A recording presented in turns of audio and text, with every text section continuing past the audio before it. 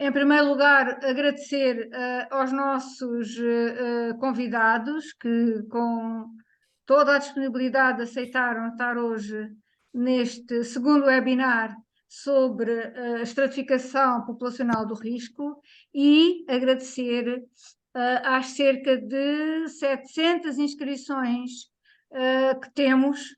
Eu estava a falar com a sua enfermeira Rosinda e com a doutora Cláudia, de facto, só demonstra o interesse que o tema desperta nas pessoas e a necessidade que as pessoas têm de esclarecimento, e ainda bem que confiam na PAFIC para poder fazer esse esclarecimento. Seguramente porque os convidados são pessoas que sabem, credíveis, com experiência, e isso faz toda a diferença. Eu vou começar por apresentar a nossa moderadora, a doutora Catarina Felipe. É licenciada em Direito e pós-graduada em Administração Hospitalar pela Escola Nacional de Saúde Pública.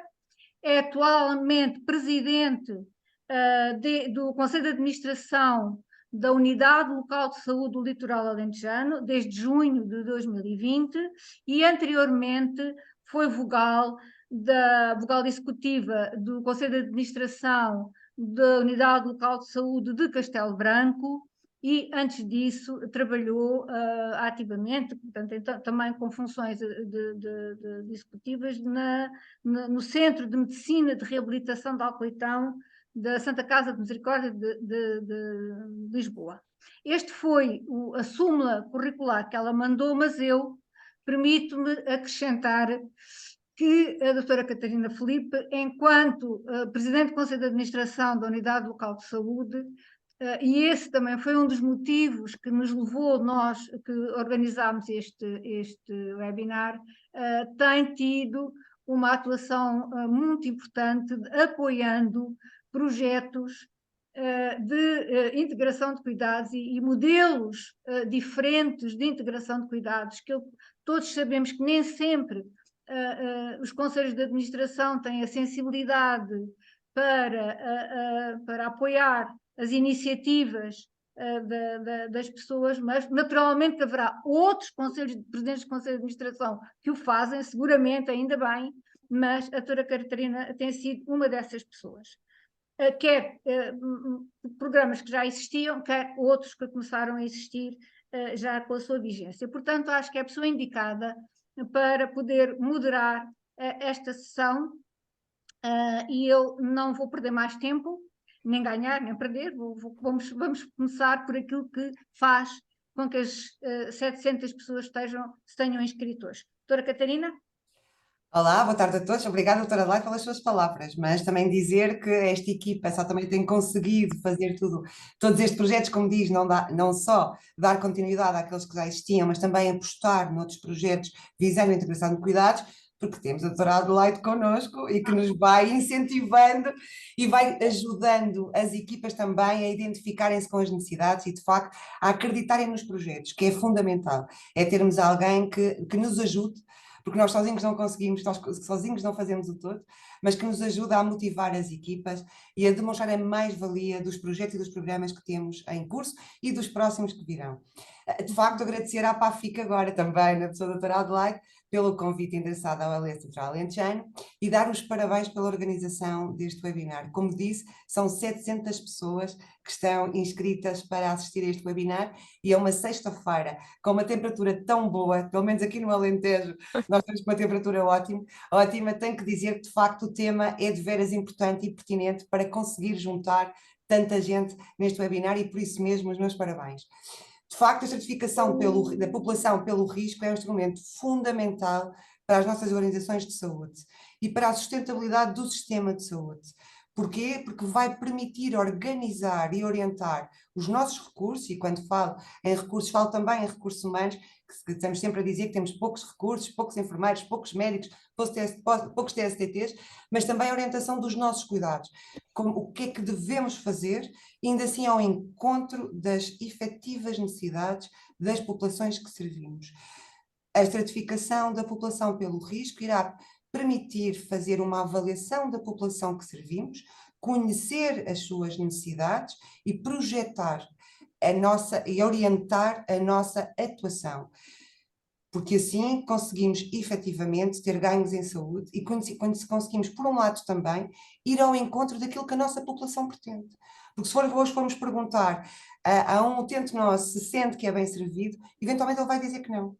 Mas, através da certificação, nós vamos conseguir não só apostar na promoção da saúde, na prevenção da doença, na gestão da doença crónica e atuar de forma proativa, identificando aqueles utentes que têm maior carga de doença e mais elevado risco e conseguir intervir junto deles de uma forma muito mais ativa. E de uma forma muito mais ativa, não só enquanto organização de saúde, mas contando com a colaboração de todas as outras entidades que colaboram com as regiões, e quando falo em instituições, falo não só na área social, mas também com a colaboração dos próprios municípios, que têm aqui um papel muito importante. Assistimos assim, ou estamos a assistir neste momento, à transformação na forma de cuidar e de olhar para a população. No fundo, é um redesenho dos cuidados e dos modelos de cuidados, com ganhos efetivos para os utentes, mas também para os nossos profissionais de saúde, que conseguem aqui identificar-se e ver que, de facto, aquilo que estão a fazer é a resposta que a população precisa. Mas porque não sou eu que interesso aqui neste webinar, mas sim as pessoas que a PAFIC convidou e lançou o desafio para fazer as suas apresentações, vamos ter a oportunidade de ver não só de que forma é que a ACSS está a fazer o desenho e implementar esta ferramenta de estratificação da população pelo risco, mas também ouvir um bocadinho da experiência que já existe na ULS do Alto Minho e depois ter também contacto com a experiência que existe já há longos anos, desta feita não no País Basco, mas na Galiza. E assim passava agora a apresentar as primeiras oradoras, a doutora Vanessa Ribeiro e a doutora Cláudia Borges, que irão então falar sobre a implementação desta ferramenta. Falar um bocadinho também do percurso profissional, quer da doutora Vanessa, quer da doutora Cláudia. A doutora Cláudia é administradora hospitalar, é responsável pela área de codificação clínica e sistemas de classificação de doentes do Departamento de Gestão e Financiamento de Prestações de Saúde da ACSS e é coordenadora da equipa de projeto para o planeamento da operacionalização da utilização de instrumentos de certificação pelo risco no SNS. A doutora Vanessa Ribeiro é doutorada em Saúde Pública e é coordenadora do Núcleo de Planeamento e Inovação da ACSS e é também membro da PAFIC. Tem focado o seu trabalho na inovação organizacional do sistema de saúde, através da implementação de diversos projetos nacionais e internacionais, incluindo gestão da saúde populacional, estratificação da população pelo risco e integração de cuidados. Sejam bem-vindas, passo-vos agora a palavra. Doutora Catarina, muito obrigada. Cumprimentar também a doutora Adelaide Bell e todos os demais intervenientes, a Cláudia, o Félix e a Rosinda. Dizer que é um prazer estar aqui hoje, no fundo, para partilhar aquilo que tem sido o processo de implementação da estratificação pelo risco em Portugal. Tenho que dizer que tem sido um processo doloroso, que eu e a Cláudia e a Vera dos SPMS, e agora mais recentemente outros elementos que têm estado intensivamente envolvidos neste processo. E estes processos, há que dizer que eles dão muito trabalho e esse trabalho não passa, ou seja, quem está de fora não consegue imaginar as dores de cabeça, as insónias que nós temos, as barreiras que nós temos que ultrapassar para finalmente agora conseguirmos ter toda a nossa população estratificada. Dizer que este processo também não é um processo que tem sido apenas feito isoladamente, ou seja, nós como alguns de vós já saberão, trabalhamos muito estreitamente com o País Basco no sentido de perceber como é que eles implementaram, porque eles têm mais de 10 anos de experiência na implementação da estratificação. E portanto aprendemos bastante com eles e isso ajudou-nos também aqui do ponto de vista técnico a ter um processo mais robusto, digamos assim. Dizer também que este tipo de projetos inovadores, porque é de facto um projeto inovador, é muito interessante, não é? E são absolutamente fundamentais para conseguirmos avançar, para conseguirmos evoluir, fazer evoluir o nosso sistema de saúde, mas enquanto processo inovador que tem os seus riscos e é nossa responsabilidade fazer com que ele seja útil, utilizável e friendly, que não seja só mais um instrumento para a utilização das entidades centrais. A doutora Catarina já frisou muito para que é que serve a estratificação e em que é que nós podemos utilizar a estratificação, e eu queria voltar a referir isso, que a estratificação não é um fim em si mesma, e acho que esta é uma mensagem muito importante. Não é por termos estratificação que temos integração, há todo um caminho a fazer a partir daqui. Portanto, a estratificação é um meio que permite atingir vários fins, e esses fins podem ser planear melhor, podem ser adequar melhor os recursos às necessidades, e o mais interessante, provavelmente, para quem nos está a ouvir aqui hoje, é que permite reorganizar os cuidados, permite olhar para os modelos tradicionais que nós temos hoje em dia e repensar como é que podemos desenhá-los de forma a dar respostas mais adequadas àquilo que são as necessidades das pessoas, no fundo, centrar mais os cuidados nas pessoas. Finalmente, só dizer que há uma velha máxima que eu gosto de usar relacionada com a estratificação, e que é saber é poder, e no fundo é isso que a estratificação nos dá. Dá-nos saber, dá-nos conhecimento que nos dá poder para transformar, para mudar a forma como nós organizamos os nossos cuidados. E não vou alongar mais, a Cláudia agora passará a detalhar alguma informação e este processo todo da implementação da estratificação que estamos a desenvolver. Muito obrigada. Boa tarde, obrigada doutora Catarina, um especial obrigada à PAFIC, em nome da doutora Adelaide Bell, por nos ter convidado para podermos aqui mostrar um pouco o que tem sido o trabalho da ACSS e dos organismos centrais no que diz respeito à estratificação pelo risco, e pego nesta ideia de um pouco também seguindo o que a Vanessa disse, porque de facto há muito trabalho que é feito desde há muitos anos, talvez com maior pressão desde o ano passado, mas a verdade é que se iniciaram já há bastantes anos e que muitas vezes não são visíveis no terreno, e que quando aparecem, parece que apareceram assim de um dia para o outro, e na verdade não. Há muito trabalho de bastidores que vai sendo feito, apesar de não irem logo para o terreno. E é um pouco isso que eu vou tentar mostrar-vos. E dizer-vos que um dos trabalhos que tivemos também foi definir o logotipo da estratificação pelo risco, que está muito colada à ideia da pirâmide Kaiser, e portanto, quando ao nível do Ministério da Saúde, os organismos do Ministério da Saúde português virem este símbolo, já sabem que estamos perante a estratificação pelo risco. Estes trabalhos, em termos daquilo que poderia ser a utilização da estratificação pelo risco em Portugal, começaram em 2010, com um estudo de uma ferramenta específica. Ressalvar aqui que existem várias ferramentas que possibilitam a estratificação da população pelo risco, e uma delas era exatamente o Diagnostic Cost Groups, que foram ensaiados em 2010 pela ACSS, na altura só com a população de cuidados de saúde primários, ou seja, só com informação relativa a cuidados de saúde primários. E esse estudo deu-nos algum alento para percebermos que de facto tínhamos condições, nomeadamente em termos de informação, e isto eu vou ressalvar ao longo da apresentação, porque de facto Portugal também consegue avançar, porque tem ao nível central informação que permite estratificar a população, e dizer também que Portugal será o primeiro país que o faz em termos nacionais. Os projetos de implementação que têm existido são a nível regional, e por essa razão, porque temos informação nacional que nos permite. Em 2013, a própria ACSS começou a desenvolver aquilo que se chama o Índice de Complexidade do Utente, que ao fim e ao cabo é atribuir um valor a cada utente em função daquilo que é a sua carga de doença, não é um sistema de classificação de doentes, é um valor único por utente. 2016-2017 foi possível comparar um outro sistema, os Clinical Risk Groups, na altura já alargando para a área hospitalar com a região norte e 8 ULS.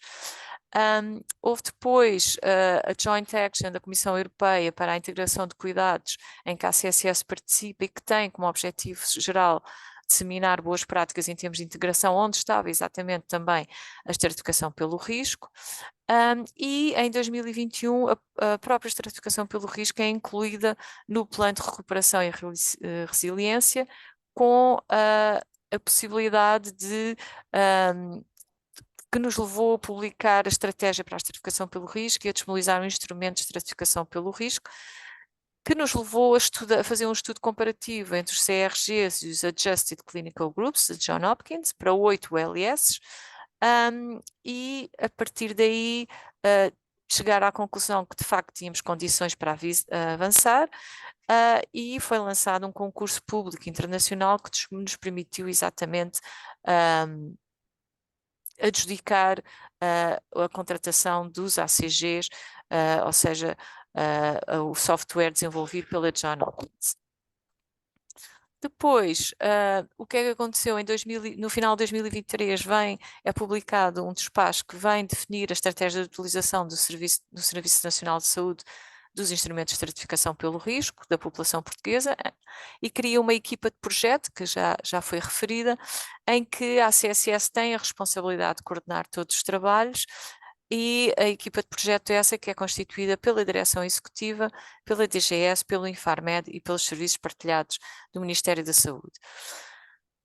Ressalvar também aqui independentemente do papel de todas essas instituições, muito do trabalho que foi desenvolvido desde 2010 foi feito sempre em parceria com os serviços partilhados do Ministério da Saúde, ao nível dos sistemas de informação e do tratamento de informação que nos permite a estratificação pelo risco.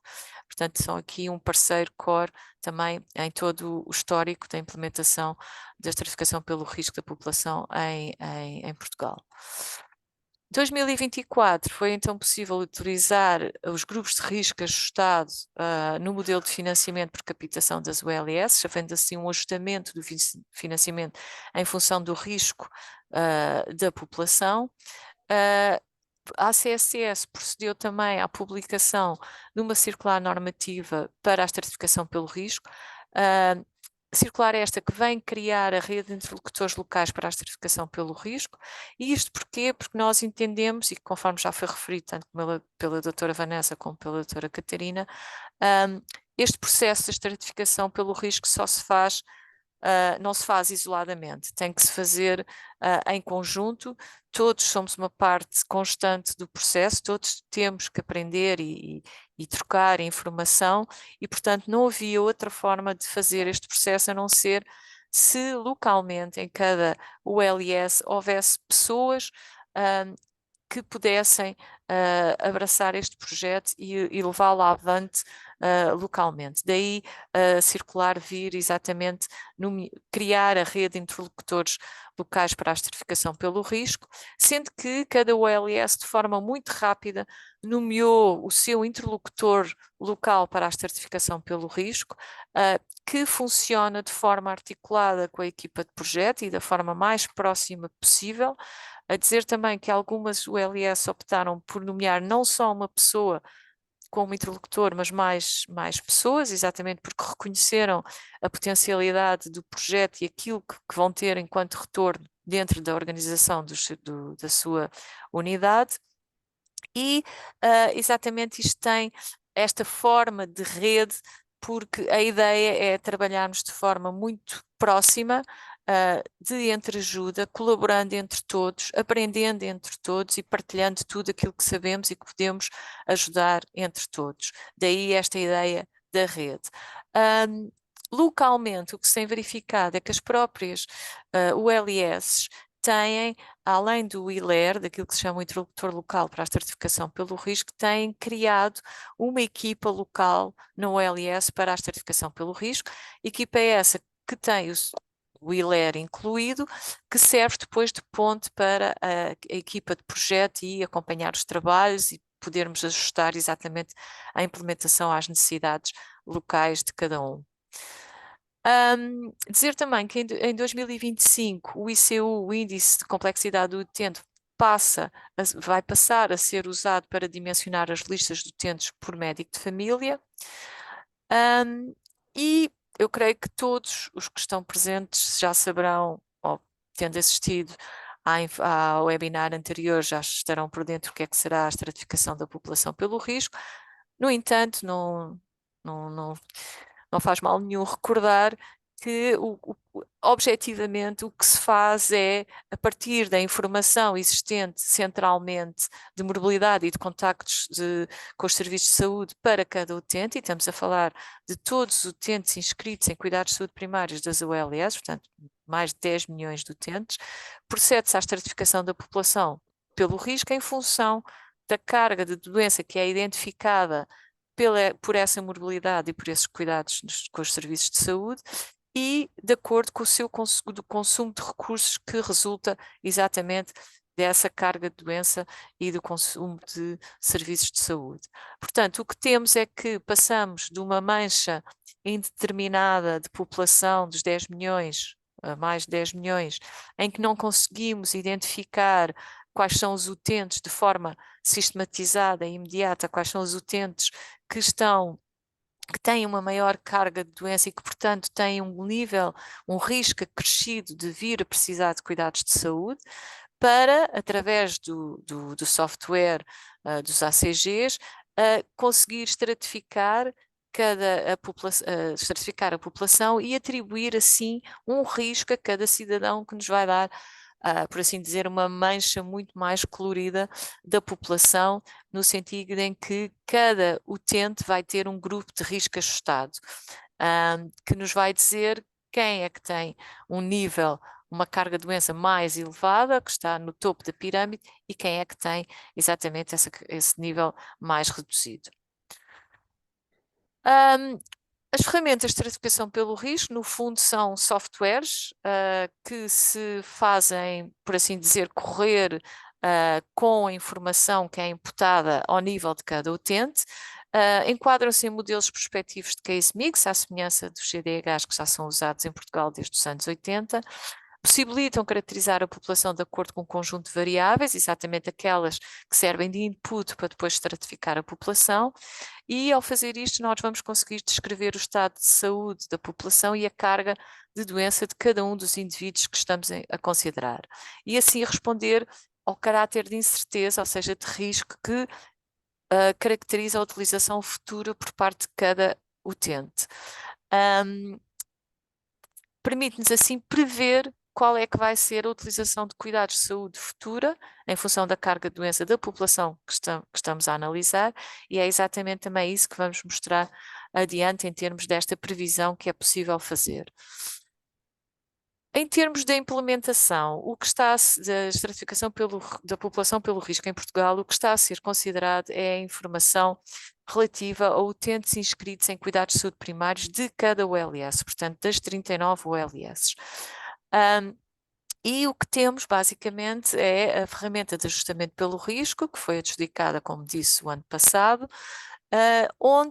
para onde é enviada a informação relativa aos dados pessoais destes utentes, inscritos em cuidados de saúde primários de cada OLS, ao nível do número do utente, do sexo, idade, médico de família, residência em termos de distrito, concelho e freguesia, e também a referida OLS de inscrição. Além dos dados pessoais, é necessário, porque nós temos esta informação, é também imputada a informação relativa a medicamentos prescritos por médicos no sistema de saúde, seja ele SNS, privado ou social, e que são levantados pelos utentes em farmácia comunitária. Esta informação está identificada por código ATC, que vai exatamente ajudar a caracterizar a carga de doença dos utentes, por número de embalagens dispensadas e pelo custo de venda ao público. Adicionalmente, vamos buscar informação relativa à produção em cuidados de saúde primários, sejam as consultas médicas de enfermagem de outros profissionais e também os custos relativos a este tipo de produção e respectivas datas, mas também os diagnósticos que são inscritos nesta produção em termos de códigos diagnósticos e CPC 2E.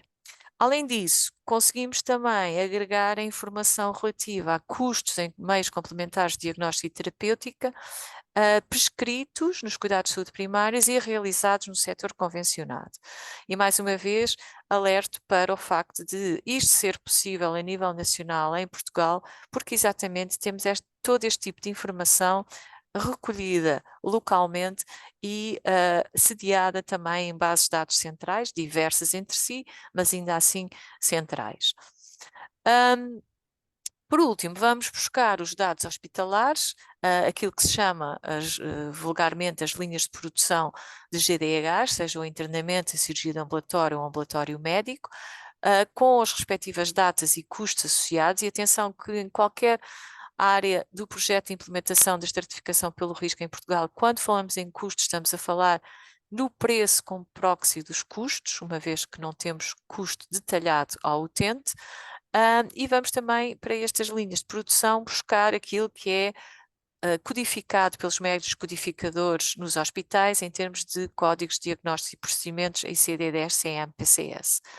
Adicionalmente, e porque algumas instituições já começam a registar ou já têm na sua rotina o registro por parte de médicos assistentes em consultas externas e urgências dos diagnósticos que levam a esse tipo, ou levou à consulta ou à urgência, vamos recolher também e pomos também a ser computado pela ferramenta de ajustamento pelo risco a informação relativa à produção de consultas externas e urgências, seja as datas e custos, mas também os diagnósticos registados por cada um dos médicos. Ao termos esta informação toda, é então possível estratificar a população em vários grupos de risco ajustado. E o despacho que já referi, 12.986, de 7 de dezembro, veio publicar exatamente aquilo que é a primeira tabela de grupos de risco ajustado para a população portuguesa, tendo por base a informação de 2019. Ou seja, foi possível, pegando no agrupador e na informação que foi referida, agrupar os 10 milhões, mais de 10 milhões de utentes em vários grupos de risco ajustado, e reparem que cada grupo tem o seu peso relativo. Nós temos no despacho, portanto, os níveis de utilização de recursos, porque os níveis, apesar dos utentes poderem ser agrupados no mesmo grupo de risco ajustado, o nível de utilização de recursos pode ser diferente e o peso relativo vai ser diferente em função disso. E também o tipo etário, ou seja, apesar de poderem ser agrupados em graus semelhantes, consoante a sua idade, o tipo etário vai ser diferente. E depois temos, portanto, o nível de utilização, o grau, a descrição do grau, o tipo etário e a percentagem, então, de utentes agregados em cada um dos grupos. E reparem que, em termos nacionais, nós temos cerca de 15% dos utentes que são identificados como não utilizadores do sistema. E quando se diz não utilizadores do sistema, estamos a falar de qualquer sistema, ou seja, são utentes que não tiveram qualquer consumo de recursos em saúde, seja porque não chegaram às ULS, não foram aos cuidados de saúde primários ou aos hospitais, mas também porque são utentes que não tiveram aviamente qualquer medicamento durante este ano de 2019. E, portanto, estes utentes vão valer, por assim dizer, em termos de peso relativo, 0. No entanto, nunca devem ser desprezados, porque mais cedo ou mais tarde estes utentes vão aparecer no sistema. E depois temos então a distribuição percentual dos utentes, do total de utentes, por cada um dos grupos de risco ajustado. Referir que cada um destes graus, destes grupos de risco ajustado, tem um peso relativo esse que vai relacionar cada um dos grupos face à média nacional. Ou seja, quanto mais complexo e maior carga de doença tiverem os utentes agrupados num determinado GRA, maior vai ser esse peso relativo face ao peso normal nacional, que é 1. Ou seja, se a carga de doença for superior à média nacional, o GRA vai ter mais do que um peso relativo superior a 1. Se for inferior, vai ter um peso relativo inferior a 1. Ok? Portanto, isto é uma lógica patente sempre nos sistemas de classificação de utentes, de doentes, de doença, etc., que é exatamente relativizar a média, aquele grupo que está a ser agregado naquele grupo específico, aquele conjunto de utentes que está a ser agregado naquele grupo específico, face àquilo que é a média nacional. E daqui se percebe que quanto maior for a carga de doença, maior será o peso relativo, logo maior será a média da complexidade e da carga de doença de uma instituição.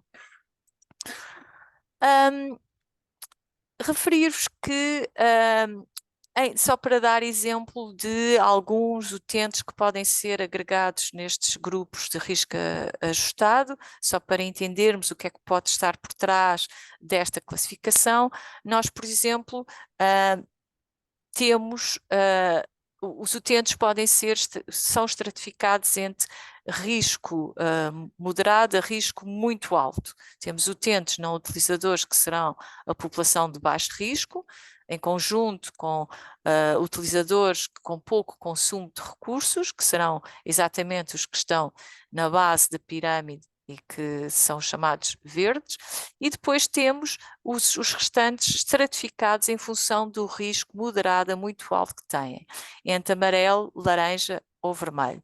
E o que verificamos é que, por exemplo, um utente que seja risco alto vai estar no grupo, este caso em específico está no grupo de risco ajustado 4.420, que tem um peso relativo de 2,71, ou seja, vale 2 vezes 0,71 mais do que a média nacional, que teve um nível de utilização de recursos moderado e um grupo de necessidades 9 de condições crónicas major dominantes.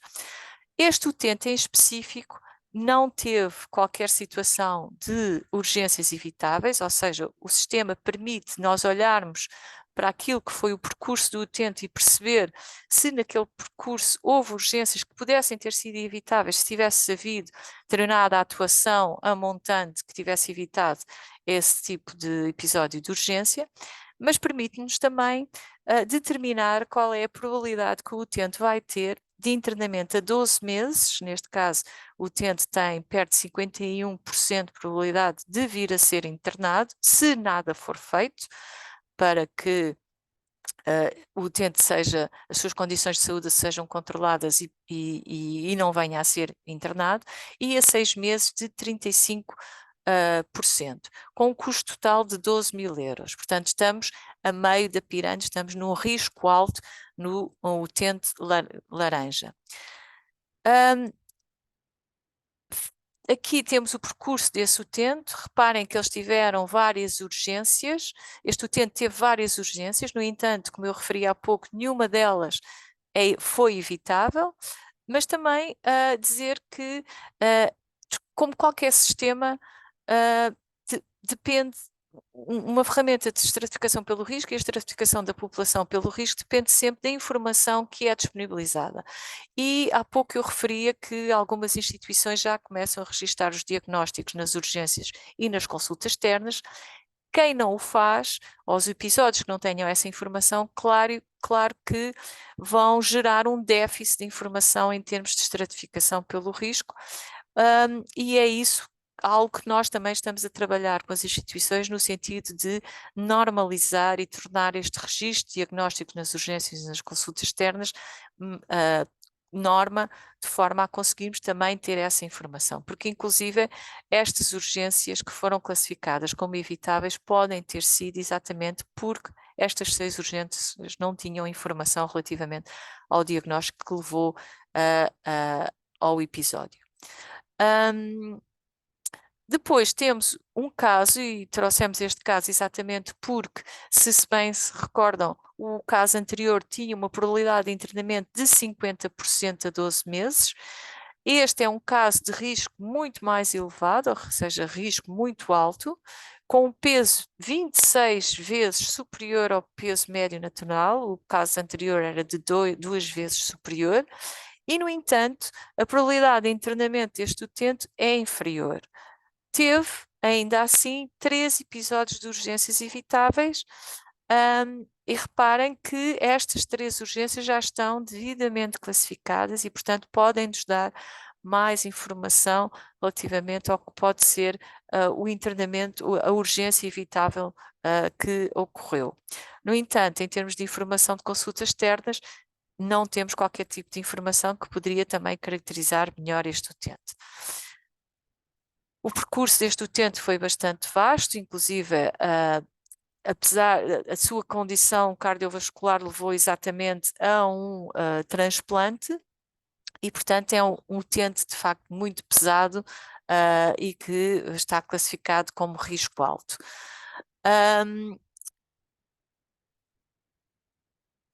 Esta questão dos utentes e dos tipos de utentes é muito bem caracterizada naquilo que se chama a pirâmide Kaiser, ou seja, é possível, a partir do momento que temos a população estratificada e agregada no respectivo grupo de risco ajustado, representar esta distribuição naquilo que se chama uma pirâmide Kaiser, que no fundo comprova o princípio de Pareto, ou seja, nós para uma população de risco muito alto, que será numa dimensão reduzida, vamos ter sempre uma grande concentração de custos.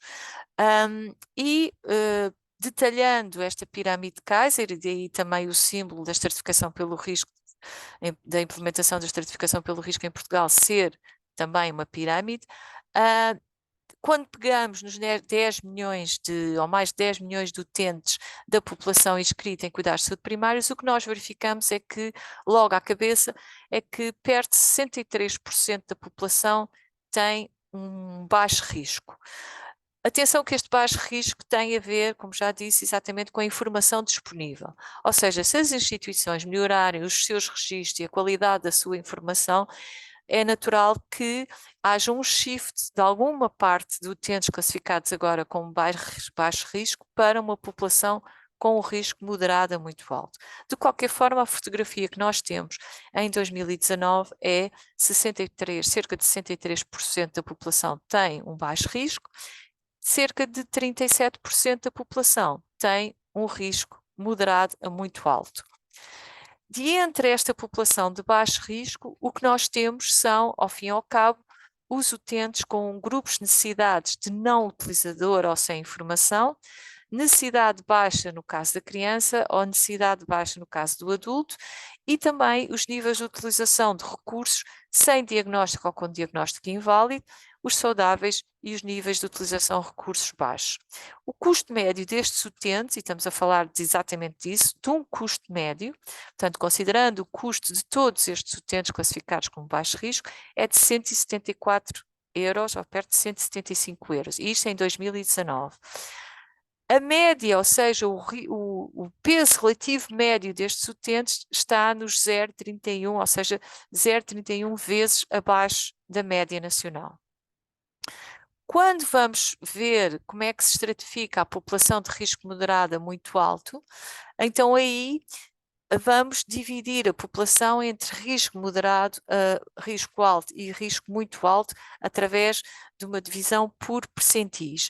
E verificamos que de entre esta população de risco moderado a muito alto, aliás, uma das formas que nós tivemos de perceber se os sistemas de estratificação que estávamos a estudar serviam à população portuguesa foi exatamente conseguir construir uma pirâmide Kaiser, conseguir representar a população portuguesa numa pirâmide Kaiser, porque veio validar exatamente que o modelo servia para a nossa população e para a informação disponível para a nossa população. E o que se verifica é que a totalidade de utentes de risco moderado a muito moderado, que são classificados como risco moderado, ronda aos 30% do total da população, sendo que representa 80% da população de risco moderado a muito alto, tendo um custo total, ou representando cerca de 50% do custo total dos utentes de risco moderado a muito alto.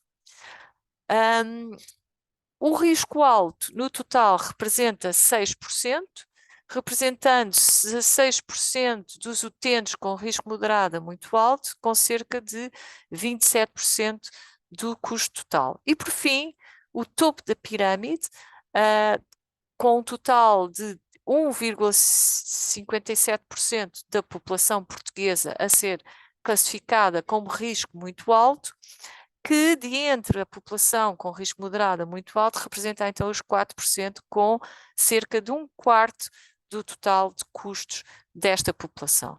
Ou seja, a ideia será sempre não abordarmos todos os níveis e todos os riscos de carga, de todos os riscos de consumo de recursos, não só o baixo, para percebermos o que é que estes utentes têm e o que é que pode ser feito para subirem na pirâmide, por assim dizer, ou seja, não virem mais tarde a aparecer nos cuidados de saúde com uma carga de doença maior, mais pesada, mas também analisar quem está no risco moderado, que tipo de patologias é que tem e o que é que pode ser feito de forma a que não escalem na pirâmide. Obviamente que no risco muito alto, ou seja, na faixa vermelha, nós vamos sempre ter doentes que são de facto muito pesados em termos de carga de doença, e que é mesmo assim, e provavelmente a probabilidade de os conseguir fazer descer na pirâmide será mais baixa. De qualquer forma, também mostrar-vos que, como podem ver, o custo médio destes utentes vai aumentando conforme subimos nos patamares da pirâmide, assim como o índice de risco ajustado, ou seja, se nós estamos a ter em consideração os pesos relativos destes utentes derivados da sua agregação em grupos de risco ajustado, e se os utentes mais complexos estão nos grupos de risco ajustado com maiores pesos relativos, naturalmente o índice de risco ajustado vai subir consoante subimos a pirâmide de Kaiser. Por último, dizer-vos que em termos de implementação da estratificação pelo risco, o desafio quer local, quer a nível central é muito grande. O manancial de informação que uma ferramenta destas proporciona é vastíssimo. Estará sempre à mercê das necessidades de cada que vai olhar para a informação e daquilo que será preponderante para cada unidade poder trabalhar dentro da sua unidade, mas também a nível central, os vários organismos, DGS, Infarmed, olharão sempre de forma de acordo com as suas competências para aquilo que será o mais preponderante de trabalhar. E porque realmente isto é um trabalho muito, como é que eu ia dizer, desafiante, houve que, desculpem a expressão, mas partir o elefante às postas, porque a única forma de pormos no terreno é, como eu disse, se tivermos uma rede e tivermos pessoas a trabalhar, e independentemente do financiamento, o sistema vai ter que funcionar e tem a sua mais-valia, mesmo que não fosse utilizado no financiamento. De qualquer forma, referir-vos que, em termos de financiamento, aquilo que foi utilizado não é mais do que o peso relativo de cada grupo de risco ajustado, calculado de forma agregada a partir do índice de risco ajustado. Ou seja, eu posso, ou foi possível financiar por captação ao ajustar esse financiamento em função do HIDRA, daquilo que chamamos o HIDRA, que é o índice de risco ajustado. Cada ULS tem um HIDRA que terá um valor tanto maior quanto maior for a carga de doença dos seus utentes, ou seja, conforme for a sua distribuição de utentes pelos vários grupos de risco ajustado. A fórmula de cálculo tem exatamente interiorizado o conceito de peso relativo e, portanto, facilmente se percebe que quanto maior for a carga de doença dos utentes, maior serão agrupados em grupos de risco ajustado com maiores pesos relativos e logo vai fazer com que suba o índice de risco ajustado daquela LOS. No entanto, obviamente que os modelos de financiamento, e essa não será tanto a minha parte, mas os modelos de financiamento não funcionam só com uma única parcela, há parcelas acessórias, nomeadamente aquelas que vão incentivar todo um trabalho a nível de prevenção que permitirá descer o IDRA de cada ULS.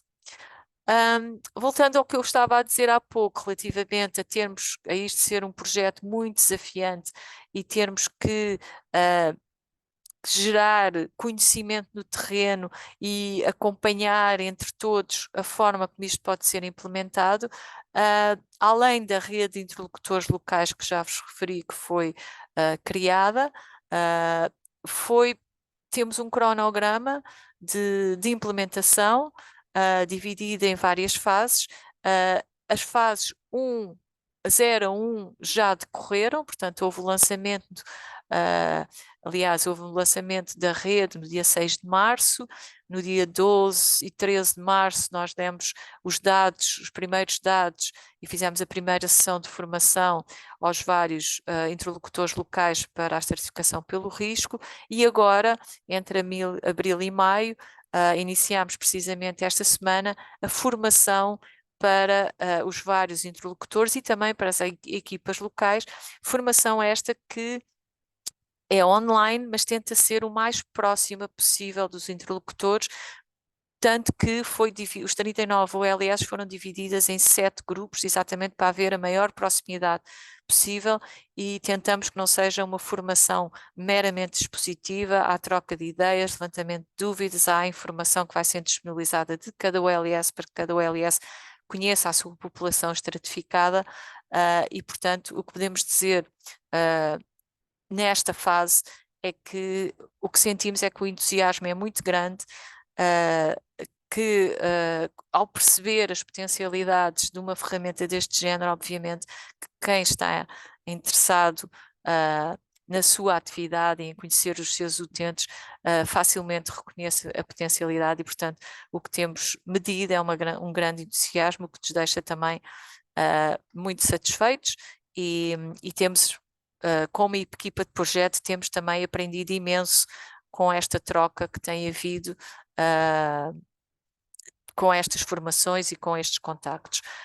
O desafio para as ULS que foram formadas esta semana está lançado, que é no início de junho virem-nos apresentar um plano de ação, até porque em setembro, outubro será lançado o BI de estratificação pelo risco, que lhes vai dar acesso à estratificação da sua população, não só em 2019, mas também desde aí até ao ano corrente, e que vai exatamente, passo a expressão, inundar as ULS de informação e, portanto, esta fase de sistematizar conceitos, de trocar ideias, etc., acaba por ser muito importante para que, quando tiverem acesso, as ideias de todos nós estejam mais organizadas e consigamos tirar o maior partido possível da ferramenta. Os ILERs estão também indigitados, por assim dizer, para depois proceder à formação em cascata interna daqueles que serão os grupos que vão utilizar a certificação pelo risco em primeira mão. Lançar também o REPT, que, como eu disse, a rede está criada, cada ULS nomeou o seu interlocutor, ou mais do que um interlocutor, que são as pessoas com quem nós articulamos diretamente, nós, equipa de projeto. Algumas ULS, como disse, criaram equipas locais e o REPT que lançamos é exatamente esse que, se de entre os ouvintes, houver interesse dentro da sua OLS em conhecer melhor esta ferramenta e entrar no projeto e no comboio da estratificação pelo risco, então o que nós aconselhamos é contactarem diretamente o vosso interlocutor local para a estratificação pelo risco, no sentido de eventualmente fazerem parte quer da equipa local, isso depois tem a ver com a organização de cada OLS, ou dos grupos prioritários que iniciarão a formação depois em outubro, dezembro. E depois mais específica também no início de 2025.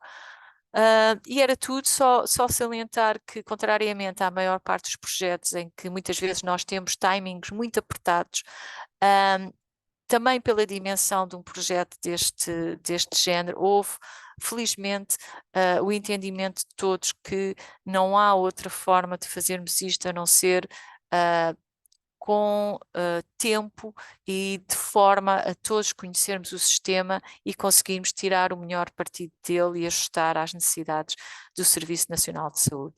E é tudo. Muito obrigada.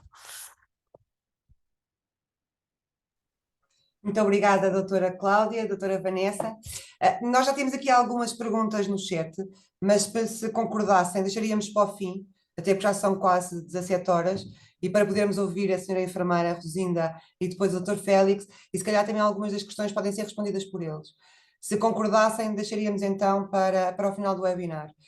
Assim, passaria a apresentar a senhora enfermeira Rosinda Marinho Pereira Costa, atualmente enfermeira diretora da OLS do Alto Minho. Eu vou tentar não ser muito extensa, não falhar nada no seu extenso currículo, senhora enfermeira, e peço desculpa se falhar aqui algumas das suas competências e experiências, pronto, porque que já teve. Portanto, enfermeira diretora da OLS do Alto Minho, de setembro de 2023 a janeiro de 2024 foi adjunta da senhora enfermeira diretora também do Alto Minho, colaborou com a direção executiva do SNS para a área dos cuidados de saúde primários de dezembro de 2022 a outubro de 2023, de 2017 a janeiro de 2024, fez também parte como vogal do Conselho Clínico e de Saúde do então ACES do Alto Minho, integrou a equipa de contratualização para os cuidados de saúde primários da OLS do Alto Minho de 2009 a 2012 e é, antes de mais, uma enfermeira vinda dos cuidados de saúde primários, especialista em saúde comunitária e mestre também. Dar nota também que, para além da parte em unidades de saúde, tem também experiência como docente convidada na Escola Superior de Saúde da Cruz Vermelha Portuguesa, Alto Tâmega, onde leciona as disciplinas nos cursos de especialidade de enfermagem comunitária. Senhora enfermeira, bem-vinda. Gostaríamos então, vai-nos falar sobre a experiência da certificação pelo risco na OLS do Alto Minho. Muito obrigada pela apresentação. Antes de mais, queria então agradecer à PAFI o convite que fez ao SAM para ter esta oportunidade de partilhar a sua experiência neste percurso que foi o início da estratificação pelo risco. E deixem-me só ver se eu consigo fazer aqui a partilha direitinho.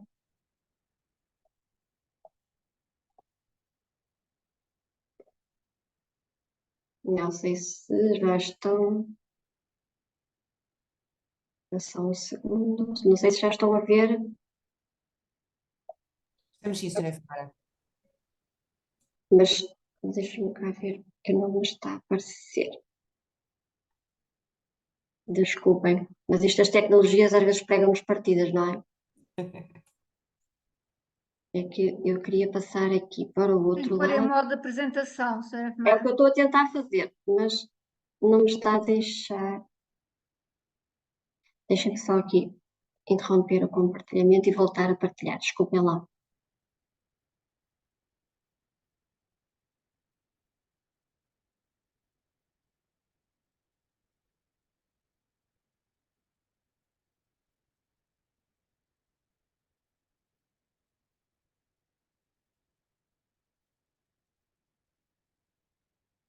É que aqui deveria aparecer uma outra designação. Ah, não me está a aparecer. Desculpem lá, dê-me só um segundinho, que isto não está, há bocado correu tão bem e agora não estou a conseguir. Chatice. Queria mudar o ecrã e não me está a dar. Pode utilizar esse e passar com as setas aí em baixo que toda a gente vê na mesma. Espera aí.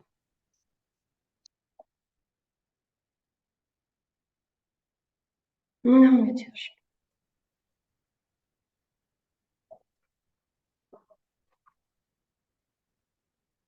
Não estou a conseguir. Desculpem lá um bocadinho. É que eu queria que mudar aqui o monitor e não consigo. Mas conseguimos ver bem, senhora enfermeira. Pois, mas aqui está em modo de apresentação e não queria.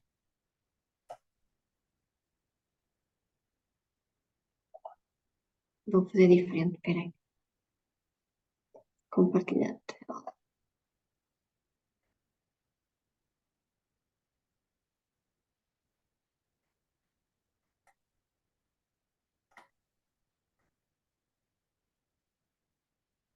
É que eu não queria. Queria modo de Agora está. apresentação e agora não consigo. Agora já está, Estamos a vir em enfermeira. modo de apresentação, agora parece-me que estará perfeito, senhora enfermeira. Ai, peço desculpa então. Então, peço desculpa por este contratempo.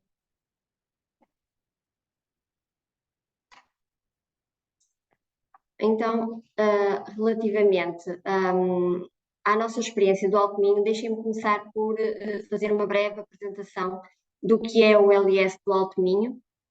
E nós somos constituídos por 12 centros de saúde e 2 unidades de saúde, de cuidados hospitalares, por isso 2 unidades hospitalares. A OLSAM é uma entidade pública empresarial que iniciou a sua atividade em 2008, tem então os cuidados de saúde primários, como eu já disse, e tem as unidades hospitalares e é dotada de autonomia administrativa, financeira e patrimonial. A área de influência do OLSAM cobre então a totalidade do distrito de Viana do Castelo, que correspondem 10 concelhos, uma área de mais de 2.000 quilómetros e tem mais de 231 mil habitantes e 249 mil inscritos. Procuramos organizar o nosso sistema de prestação de cuidados de saúde em torno do cidadão, com recurso a meios humanos altamente qualificados, e temos uma taxa de cobertura de utentes inscritos com atribuição de equipa de saúde familiar, enfermeiro e médico de família, muito próxima dos 100%, e isto é realmente relevante e faz muita diferença. Para além da prestação de cuidados de saúde primários e hospitalares, temos também cuidados de saúde continuados.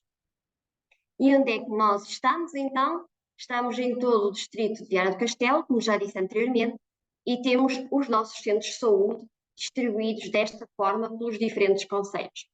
As 2 unidades hospitalares, está uma em Viana do Castelo e uma em Ponte Lima. Temos 2 unidades de convalescença, uma em Valença e uma em Ponte Lima. Temos 44 edifícios e mais de 3.000 colaboradores.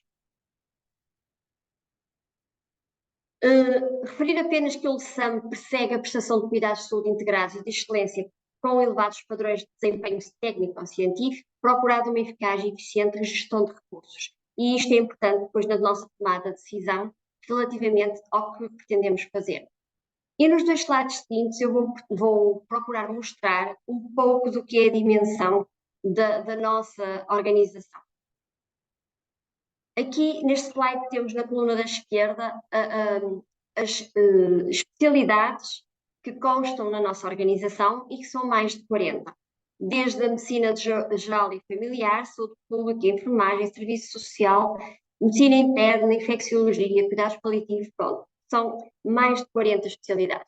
E depois temos diversas infraestruturas e equipamentos hospitalares que, como podem verificar, realmente implicam uma grande dimensão. E nós achamos que é curioso este slide, porque também vai ao encontro do anterior e nos mostra um bocadinho do que é a dimensão da atividade da nossa OLS. Só nos cuidados de saúde primários temos, em termos de consultas médicas, mais de 4.000 consultas num dia. 28 visitas domiciliárias médicas nos cuidados de saúde primários, mais de 3.000 consultas de enfermagem nos cuidados primários, 286 visitas domiciliárias de enfermagem. Se formos para a área hospitalar, temos mais de 1.000 consultas médicas na consulta externa, mais de 250 consultas de enfermagem também na consulta externa. No hospital de dia também temos uma grande atividade, com 99 sessões, 41 cirurgias em ambulatório, cirurgias convencionadas temos 15, 6 cirurgias urgentes e por aí vai. Curioso é aqui no final, quando podemos ver que o custo diário de exploração da nossa organização vai aos 770.891 euros. Isto tudo para mostrar um pouco, então, do que é a dimensão da nossa organização. E vamos, então, falar um bocadinho do que foi a nossa experiência no âmbito da estratificação da população pelo risco. Já foram aqui abordados os conceitos relacionados com a estratificação pelo risco, não vou voltar a falar sobre isso. A minha abordagem vai um bocadinho mais no que motivou o nosso percurso e como foi este percurso. Então, tudo começou em 2019, com a necessidade que nós sentimos de conhecer melhor a nossa população-alvo, de forma a intervir de forma mais adequada. E foi essa necessidade que nos levou a nos candidatarmos a um projeto financiado pela SAMA, para termos acesso a uma ferramenta de estratificação pelo risco. Com este projeto, pretendíamos dar resposta a 3 focos principais. O primeiro era ter um plano local de saúde mais robusto e que fosse ajustado às reais necessidades da população. O outro foco estava relacionado com a possibilidade de propor uma forma de financiamento diferente. E, por último, pretendíamos ter possibilidade de intervir nos internamentos evitáveis. Identificada a necessidade, a primeira questão que se coloca quando falamos em projetos inovadores é como podemos chegar até estes projetos. E o nosso principal objetivo era ter uma abordagem certa ao doente certo, ter uma abordagem certa a um grupo populacional certo. E há 3 drivers conhecidos que servem de contexto a esta problemática. Um deles é o peso crescente, peço desculpa, não passei antes do tempo, é o peso crescente dos doentes idosos. O Alto Minho tem um elevado índice de envelhecimento. Em 2022 era 255,6, sendo que na região norte era de 188. Por outro lado, a realidade atual ainda se baseia muito em modelos segmentados, tanto no âmbito da prestação de cuidados, como no âmbito do conhecimento da situação de doença. Por outro lado, é cada vez mais reconhecida a necessidade de aproximação à comunidade, a necessidade de intervir junto do domicílio do doente e focar a nossa intervenção em modelos integrados. Dito isto desta forma, até parece que a tarefa seria simples, mas as dificuldades que nós sentimos ao longo deste caminho foram algumas. Isto porque o sistema de classificação de doentes pressupõe 3 eixos de atuação. No eixo estratificar, sentimos uma grande dificuldade em criar condições de interoperabilidade dos sistemas de informação. No que diz respeito ao eixo intervir, tivemos dificuldades relacionadas com o grande volume de dados, a dificuldade que tivemos em identificar as diferentes bases de dados disponíveis e as diferentes estruturas existentes com dados disponíveis e associar os dados às diferentes unidades funcionais, de forma a chegar a uma caracterização fidedigna da população do Alto Minho. E no eixo avaliar, tivemos necessidade de contextualizar a informação. Uma das dificuldades que nós sentimos era, por exemplo, no âmbito da medicação, havia diferentes medicamentos que serviam para várias patologias e havia a necessidade, então, de aferir esta informação. Houve, então, necessidade de integrar e coordenar estes 3 eixos para a primeira etapa da definição do modelo. E para integrar os modelos, procuramos um sistema de classificação de doentes com base no peso das doenças crónicas, Como é sabido, o peso das doenças crónicas nos sistemas de saúde tem vindo a aumentar e isto levou, de facto, a que muitos países adotassem metodologias de ajustamento pelo risco, que, aliadas a variáveis sociodemográficas, iriam permitir identificar a carga de mobilidade e, assim, definir planos de intervenção ajustados à realidade do contexto, ou seja, a adoção de um sistema de classificação de doenças apropriado à captação da multimorbilidade integrada, crónica e aguda, e não apenas num dos níveis. O que permitirá a que as organizações e as regiões consigam definir políticas de saúde e intervenções específicas, tendo em conta as suas populações ou subpopulações. Na verdade, quando dizemos intervenções específicas, tendo em conta a população e subpopulação, é aquilo que habitualmente se define como ajustamento ao risco individual aos doentes. Assim, a OLSAM, com esta candidatura, desenvolveu um modelo de avaliação baseado na morbilidade e no risco associado à carga de doença da população e, mais concretamente, foi estratificada a população e identificados os segmentos com maior risco associados à carga de doença, o que nos permitiu o desenvolvimento de programas de gestão de doença e gestão de caso.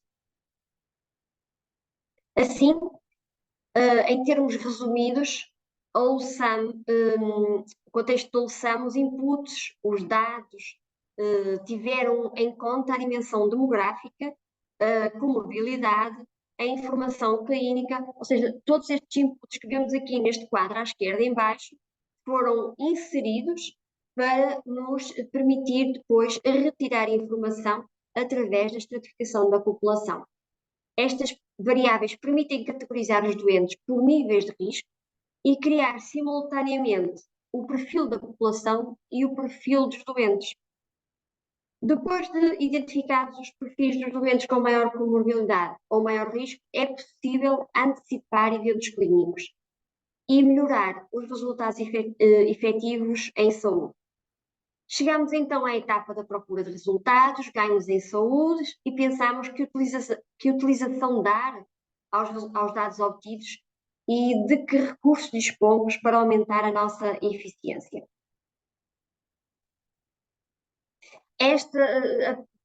Coloco aqui este slide também para percebermos um bocadinho o que é que esta ferramenta nos permite.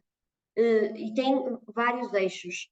O descritivo, em que nos permite, para além de sabermos quantos utentes inscritos temos, qual a percentagem de contactos destes utentes, de procura de cuidados, qual a qualidade de dados, ou seja, o número de diagnósticos em cada utente. Por isso, depois temos aqui o eixo da procura, em que nos dá a média de consultas por utente em medicina familiar, temos a média de procura de consultas nas consultas externas, ou seja, na área hospitalar, e tem outros dados que depois permitem a caracterização desta população e destes doentes.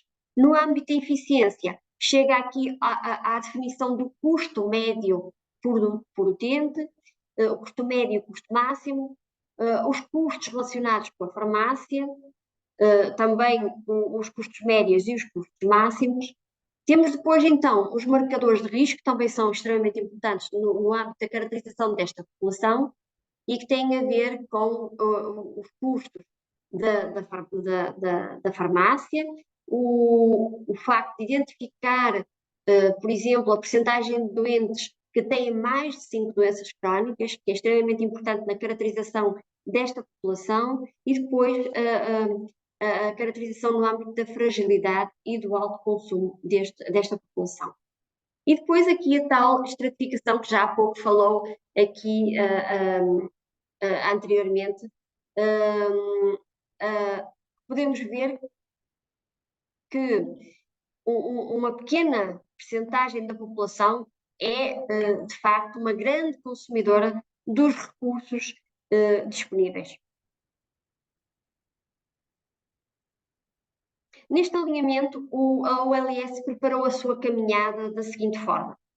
O Conselho de Administração foi sponsor deste projeto, foi identificada a população de alto risco e foi criada uma equipa multidisciplinar, sendo que esta equipa foi sempre acompanhada e teve o apoio dos sistemas de informação e dos sistemas de gestão, e esta equipa, coordenando outras equipas, foi efetuando efetivamente uma gestão integrada das patologias identificadas como prioritárias. E damos aqui um exemplo prático da DPOC, em que uma intervenção focada no acompanhamento de um grupo específico de doentes se traduziu em ganhos efetivos em saúde. E estes resultados que aqui vemos são resultados reais dos nossos doentes com DPOC. Conseguimos efetivamente reduzir o número de internamentos em 69%, e reduzimos o número de episódios de urgência em 75%, e o tempo de internamento em 467 dias. E este, então, é o exemplo de acompanhamento de uma área de intervenção que pode ser replicada de forma transversal a outras áreas consideradas prioritárias, de acordo com a análise que foi efetuada.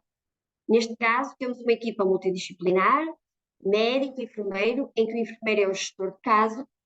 É realizada a telemonitorização dos doentes com avaliação de parâmetros em tempo real, e sendo que o doente está no seu domicílio. Esta metodologia permite-nos a antecipação de eventos e diminuição dos episódios hospitalares, como já referi anteriormente, e este acompanhamento é feito também, e isto é importante, considerando a integração de equipas dos cuidados de saúde primária. E aqui neste slide podemos ver exatamente esta representação. Neste projeto estão incluídos os cuidados hospitalares e também os cuidados primários. Isto é feito de uma forma integrada. O caminho fez-se caminhando e temos aí já outros projetos em desenvolvimento, outros em fase de implementação, e o processo que temos seguido é avaliar, intervir, antecipar e repetir o ciclo. Contamos no LSAM com equipas efetivamente dedicadas e prontas para esta mudança de paradigma. E, em suma, as principais características e vantagens deste modelo são que realmente permitem uma metodologia patient care, ou seja, o doente é colocado no centro e tem uma natureza multidimensional. O doente não é visto como um episódio ou um evento isolado. Tem em consideração o perfil integrado da população, identifica patologias mais prevalentes e a sua complexidade. É feita uma avaliação da população total.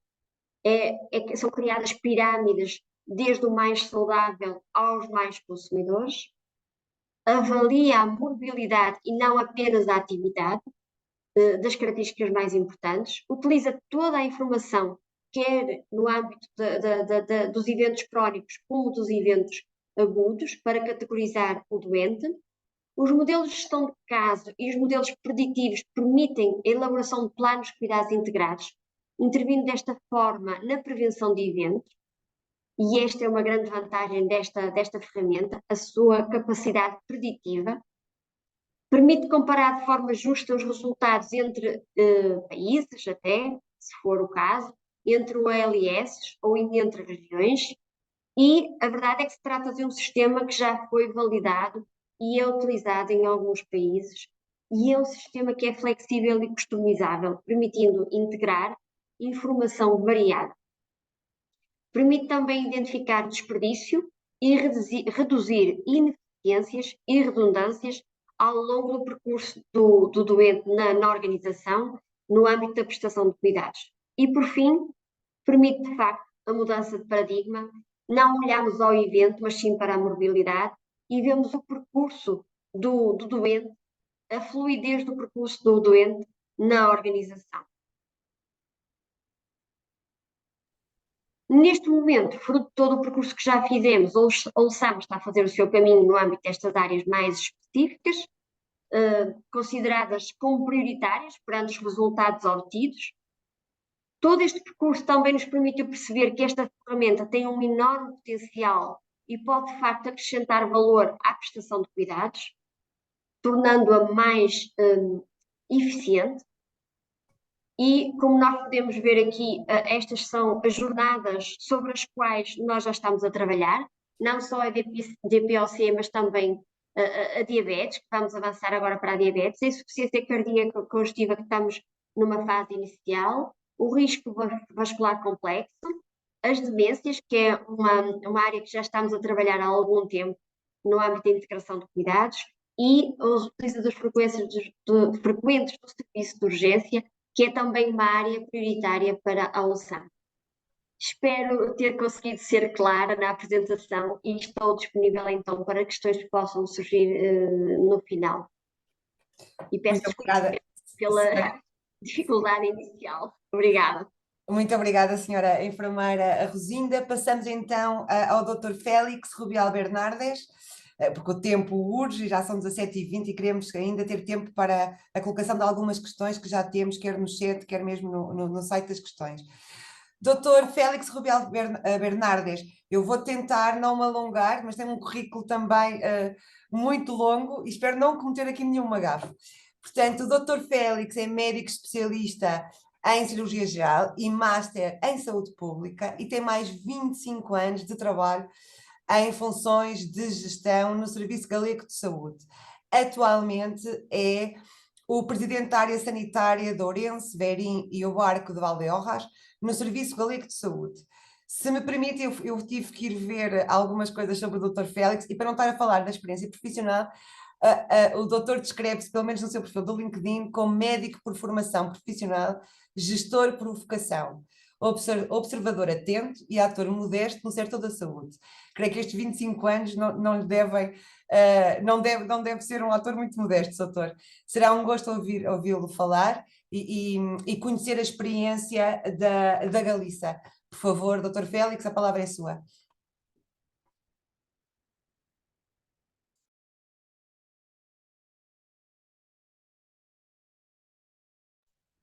Dr. Félix?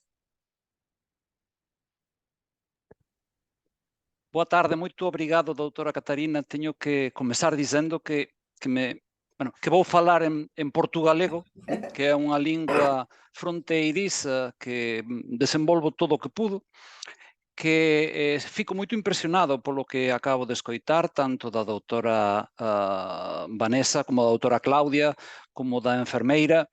Creo que é unha experiencia fantástica que acabamos de ver. Eu vou amosar dunha maneira un pouco diferente o que nós temos feito na Galiza. En primeiro lugar, teño que comezar deste xeito, dando os parabéns, e a primeira palabra que se me ocurre, porque tendo coñecido o despacho da Secretaría Xeral do Sistema Nacional de Saúde, sobre a estrategia de utilización do Sistema Nacional de Saúde, dos instrumentos de estratificación e do risco clínico da populación portuguesa, acho que merecen os parabéns pelo desenvolvemento, pela ambición, pela súa aplicación, pelos obxectivos e pelo facto de afectaren simultaneamente a todo o país, que creo que é un elemento moito relevante. Teño que agradecer a ACSS e a PAFIC a súa invitación a participar neste webinar e vouches dicir apenas 4 cousas. A primeira, obviamente, que estou na Galiza, que veño da Galiza. En segundo lugar, que levo máis de 30 anos traballando ininterrumpidamente no Servizo Galego de Saúde. E a pesar de que eu quixera ter sido cirurxán, son un humilde especialista en saúde pública que non ten visto a un doente, a un utente na súa vida. Estou en Ourense. Estou en Ourense, como vostedes saben, na raia cos distritos de Braganza, Vilarreal, Braga e Viana do Castelo, pois irmáns galegos. Voulles dar unhas simples números da miña área sanitaria, da miña área de responsabilidade, que é a área sanitaria de Ourense, Verín e o Barco de Valdeorras. É unha organización sanitaria integrada, equivalente a unha ULS, con 300.000 habitantes, dos cales o 33% son maiores de 65 anos, 4 hospitais, 3 hospitais xerais e un hospital psiquiátrico, unhas 1.100 camas hospitalares, 101 centros de saúde, 6.200 profesionais, dos cales 1.000 son médicos, e un orzamento anual de 601 millóns de euros. Pero eu non veño aquí a falar de Ourense, veño a falar fundamentalmente da Galiza e do Servizo Galego de Saúde. No noso caso, estamos organizados como áreas sanitarias integradas, como unidades locais de saúde, desde o ano 2013. Foi un proceso que se executou en 8 anos e que deu lugar a un avance moi notorio na forma de xerar Doutor, cuidados integrados. peço desculpa estar a interrompê-lo, mas temos algumas das pessoas que estão a participar que dizem que não conseguem ver a apresentação. E você logra vela? Partilha. Não está em modo Muito partilha. bem, muito bem, muito bem. Está só estamos no primeiro slide, no primeiro... Está na primeira? Madre Sim. mía. É, Mas qual é o problema? Vou deixar de compartir novamente e volver a comezar.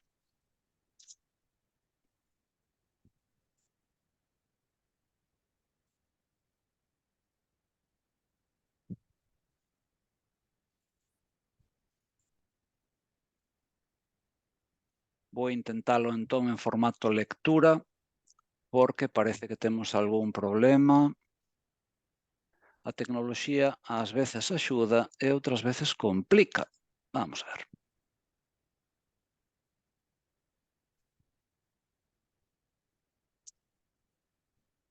Desculpen, ante todo.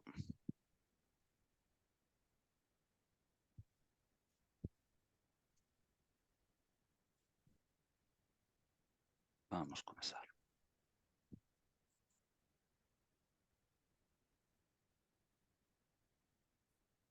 Sim. É posible que agora estén vendo? sim. Sim. E logran ver Sim, o avance das... ok. Sim, Bueno, correto. pois, como dicía, desculpen antes de nada, esta é a fotografía da nosa área sanitaria, os 300.000 habitantes, os 4 hospitais, as 1.100 camas hospitalares, os 101 centros de saúde, etcétera, etcétera. Tampouco me vou repetir. Estaba a falar da organización do sistema sanitario na Galiza, organizado en áreas sanitarias integradas, equivalentes ao ULS desde o ano 2013. Temos en concreto 7 unidades locais de saúde para unha população como na Galiza que temos 2,7 millóns de habitantes. En canto ao que afecta especificamente a estratificación da nosa população por risco, temos que dicir que todo comezou no ano 2012.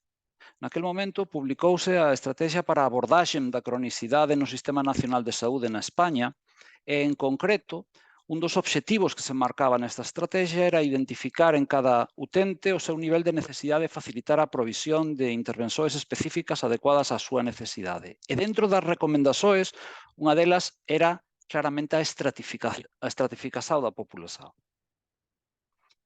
Claro, postos a pensar na situación, desde Galiza puxémonos mans á obra inmediatamente e o primeiro que pensamos foi nas fontes de información. Que fontes de información íamos utilizar? A primeira decisión que se adoptou foi simplemente estratificar a populación adulta da Galiza. Simplemente centrarnos na populación adulta que era a de maior risco desde o noso punto de vista. E escolléronse os seguintes elementos de información. Os episodios en atención primaria, nos cuidados primarios dos 24 meses anteriores, o conxunto mínimo básico de datos, é dicir, os datos da codificación hospitalar, dos ingresos, das hospitalizacións dos 5 anos anteriores, os datos da farmacia en receita médica oficial, en farmacia comunitaria dos 24 meses anteriores, e os datos da farmacia hospitalar dos 12 meses anteriores. Deste xeito, tiñamos os cidadáns clasificados en diferentes niveis de detalle, en concreto 11, con 6 niveis de complexidade diferentes.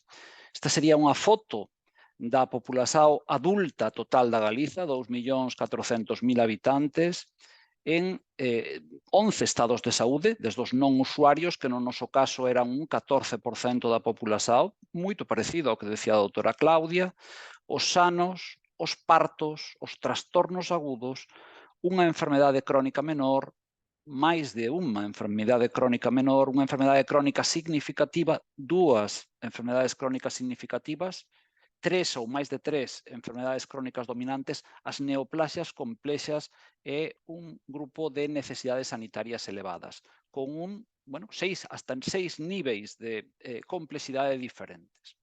Isto dá pé a un gran número de grupos, en concreto a 41, que de algún xeito foron clasificados de tal maneira que se concretaron en 4 estados distintos da pirámide de Kaiser.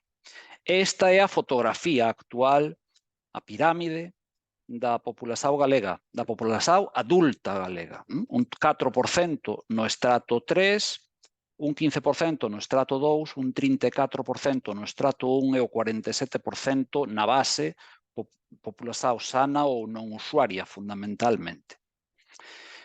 Outro dos feitos que temos na Galiza é que temos unha historia clínica única para todo o sistema, para todo o Servizo Galego de Saúde. Os 2.700.000 habitantes e os 40.000 traballadores temos exactamente o mesmo sistema de información que é partillado entre todos os profesionais.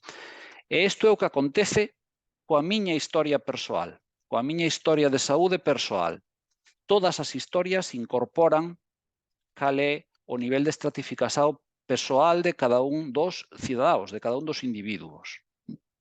Directamente, moi accesible, moi visual, para que xa de un primeiro golpe poidamos saber cal é a situación clínica global ou o nivel de complexidade de un determinado utente. E como decía, esta é a pirámide galega e esta é a pirámide portuguesa. Tendo en conta que no caso da Galiza non se incluye a populación infantil, eu creo que estamos a falar de un nivel de complexidade moito semellante, moito parecido. Pero a estrategia da abordaxe non quedaba exclusivamente no labor de estratificación. Había que facilitar unha provisión de intervencións específicas adecuadas a cada necesidade. E como ben dixo, eu quero enfatizar, como ben dixo a doutora Vanessa anteriormente, a estratificación non é un fin en si mesmo. É un instrumento que debe servirnos para adoptar decisións. Que decisións se adoptaron na Galiza? Pois, en primeiro lugar, establecer un marco avaliativo. Un marco avaliativo do funcionamento das distintas organizacións, dos distintos servizos e dos distintos profesionais, en función de unha serie de parámetros, dunha serie de indicadores para permitir esas comparanzas entre organizacións, servizos ou profesionais. E os parámetros e os indicadores fundamentalmente que se utilizan son as urxencias, o número de urxencias atendidas, se sexan hospitalarias ou dos cuidados primarios, as hospitalizacións, o custo na farmacia comunitaria, o custo da farmacia hospitalar, os reingresos a 30 días, a taxa de ingreso hospitalar por insuficiencia cardíaca conxestiva, a taxa de ingreso hospitalar por EPOC ou as consultas en hospital procedentes da atención primaria. E esta sería unha fotografía da área sanitaria de Ourense. Para os 296.000 adultos que temos na área sanitaria, como se distribúen en porcentaxe pola pirámide de Kaiser en cada un dos 4 estratos, e o relevante aquí é apreciar como afecta isto, o nivel de complexidade de cada paciente no nivel de utilización dos servizos. E esta é unha fotografía dinámica que cada mes se vai renovando, tanto para as urxencias, como para os ingresos, como para o custo en farmacia de receita, como para o custo en farmacia hospitalar, ou, como decíamos antes, as consultas no hospital procedentes dos cuidados primarios por habitantes ou a taxa de ingreso hospitalar por insuficiencia cardíaca ou por EPOC. Isto permite facer comparações entre ULS, entre áreas sanitarias, e permite comparar cal é o nivel de manexo que en cada área, que demográficamente somos diferentes, pois polo nivel de risco cal é a performance de cada un de nós. Pero tamén permite facelo desagregado a nivel de profesional médico. Isto é un exemplo dun profesional con a distribución de utentes en función do nivel dos estratos, o número de urxencias, de ingresos, os custos en función do tipo de paciente por cada un dos estratos, E aquí simplemente o vemos con carácter descriptivo. Pero podemos verlo con carácter comparativo. Para este mismo profesional, podemos ver para cada un dos estratos cal é o indicador correspondente ao seu cupo, neste caso, urxencias por estrato da primaria, do servizo no que está integrado, da área sanitaria ou do conxunto do Servizo Galego de Saúde. Permite esas comparanzas. Neste caso, o profesional é o que aparecería marcado en verde no diagrama de barras, nas urxencias por 1000 habitantes, e vemos, contemplamos que no seu caso o número de urxencias, de atencións urxentes dos seus pacientes, dos pacientes atendidos por el, é máis baixo que os do seu servizo, é máis baixo que os da nosa área sanitaria e é máis baixo en calquera dos estratos que a media do Servizo Galego de Saúde. Isto permite a comparanza externa, pero tamén permite a autocomparanza entre profesionais e permite un autocontrol do manexo en determinadas circunstancias, neste caso as urxencias, pero podríamos velo igualmente para os ingresos urxentes, o número e as tasas de ingreso por estrato da pirámide en perspectiva comparada, repito, co seu servicio, coa área sanitaria, co conxunto do Servizo Galego de Saúde, igualmente para o custo en receita de farmacia, onde novamente vemos que o custo en receita de farmacia é máis baixo, barra verde, é máis baixo que os seus comparadores ou en farmacia hospitalar. Este sería un pouco a lógica que permite, repito, a avaliación individualizada, a avaliación por servizo, a avaliación por área con respecto á media do Servizo Galego de Saúde. E hasta aquí a parte descriptiva, pero eu creo que hai que ir máis alá e nós intentamos ir un pouco máis alá. Hai que facer, non hai que describir exclusivamente, como ben decía a enfermeira Rosinda, pois nós avanzamos nesa liña. O modelo de estratificación da República Portuguesa establece fundamentalmente 4 eixos de traballo. O planeamento de recursos, xa sexan humanos, instalaxoes, equipamentos, a definición dos procesos asistenciais, o financiamento das entidades prestadoras de cuidados e a avaliación do desempeño. Estos son os 4 eixos que o despacho 12986 establece. No caso da Galiza, prácticamente estamos na mesma situación, pero cunha excepción, que é o financiamento das entidades prestadoras de cuidados. Non se emprega, non se empregou e de momento non está pensado que se empregue o modelo de estratificación para o financiamento das entidades prestadoras. Esa non é a idea, pero sí para o planeamento de recursos, para a definición de procesos asistenciais ou para, como decíamos antes, a avaliación do desempeño. En ese sentido, eu tamén quero poñer en riba da mesa algunhas das medidas que temos posto en riba da mesa, tendo en conta este elemento, que é a necesidade de combinar coidados profesionais coa promoción dos autocoidados. En ese sentido, pois, os últimos 8, 10 anos da política sanitaria na Galiza vai nesa liña de combinar accións orientadas claramente aos autocoidados e accións orientadas aos cuidados profesionalizados en función, lóxicamente, desta estratificación, nunha idea clara de ir da avaliación á AXAO. E nunha idea tamén clara de, bueno, non só preocuparse pola enfermidade, senón tamén ocuparse da saúde. Nese sentido, a Estrategia Galega de Saúde que temos en vigor está claramente nesa liña de combinar accións sobre a enfermidade e sobre a saúde e aposta, como ben decía Rosinda, pola atención comunitaria, pola atención comunitaria como un eixo vertebrador, establece a creación, por exemplo, que xa ten neste ano 10 anos de vida dunha escola galega de saúde para cidadáns onde se fai formación xa non só en patoloxía, senón a cidadanía en xeral. Estamos traballando moi intensamente cos escolares á hora de coñecer determinadas prácticas, de eliminar os temores no acceso á asistencia sanitaria. Este é un exemplo simplemente, unha iniciativa que se denomina Coñece o teu centro de saúde. Estamos apostando polos cuidados, polos primeiros auxilios no ámbito escolar tamén, ou por facer formación directamente nos centros escolares. É un elemento que para nós é fundamental, sobre distintos ámbitos, hábitos saludables, primeiros auxilios, todo tipo de cuidados bucodentais, etc.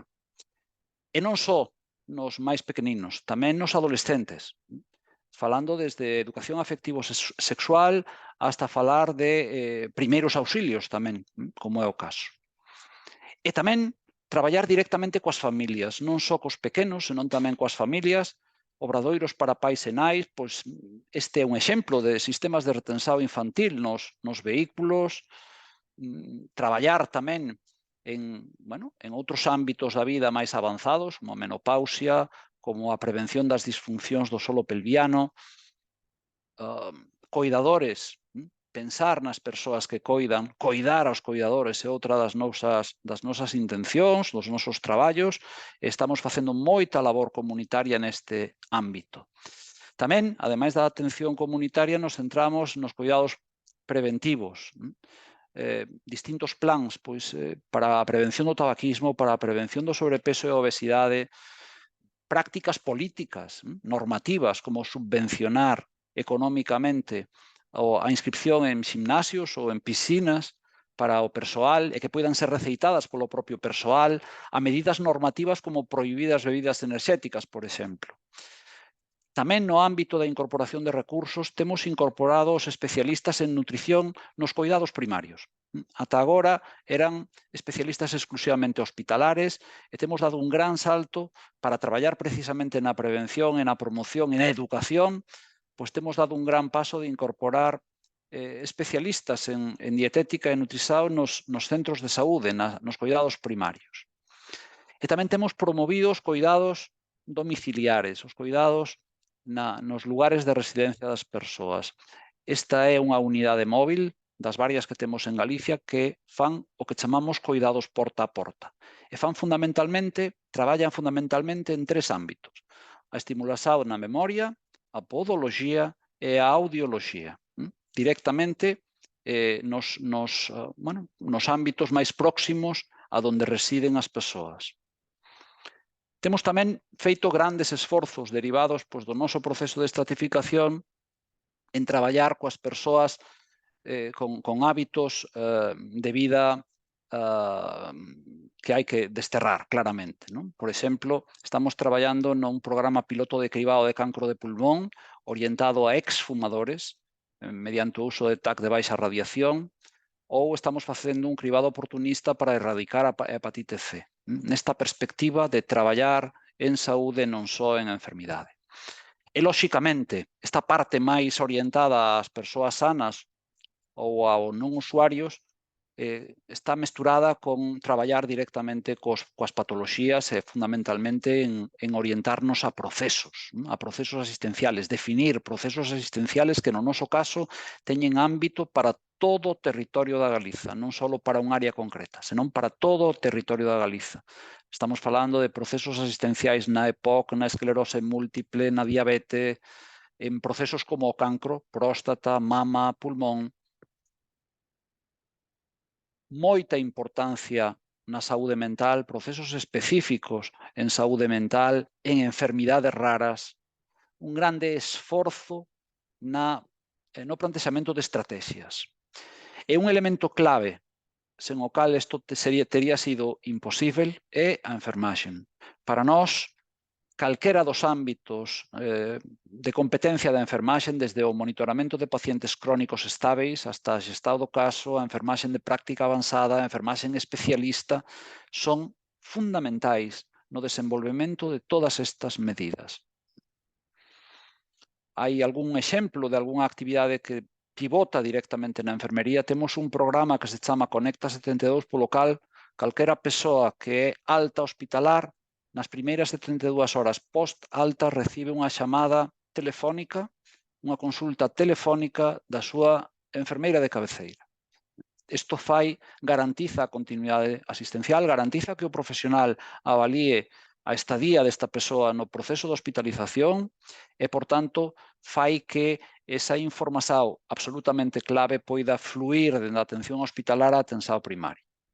Ou unha plataforma tecnolóxica corporativa homoxénea para todo o Servizo Galego de Saúde que permite facer teleasistencia domiciliaria e que en pandemia foi enormemente importante, permitiu controlar parámetros biomédicos das persoas que estaban residindo en residencias de persoas maiores, en lares de idosos, como vocês lle chama.